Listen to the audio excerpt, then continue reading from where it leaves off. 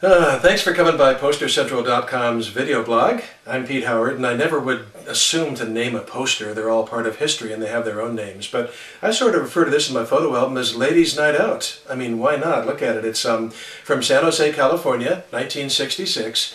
And what this has basically is three bands with three really killer ladies in it, right?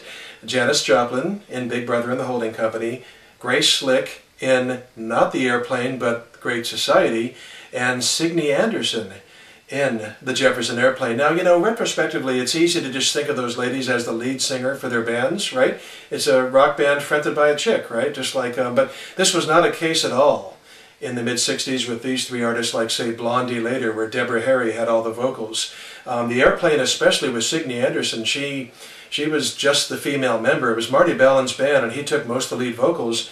And on their first album, Takes Off, for example, Signe Anderson had just one lead vocal. On Chauffeur Blues, buried almost at the end of the album. But, you know, I'm not saying she wasn't a valuable member. It just wasn't... You tend to think of the Airplane and Grace Slick as being the lead singer because she had the two big hit singles, Somebody to Love and White Rabbit. But it was, you know, Marty sang a ton of lead vocals too.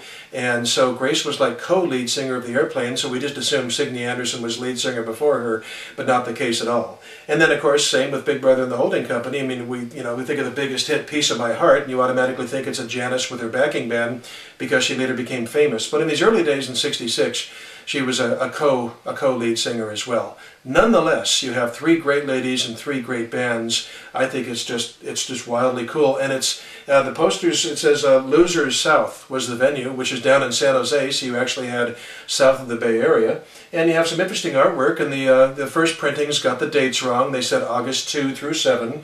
As you can see from the print over, when they printed the Purple Dance, they got the dates correct, August 2 through 5.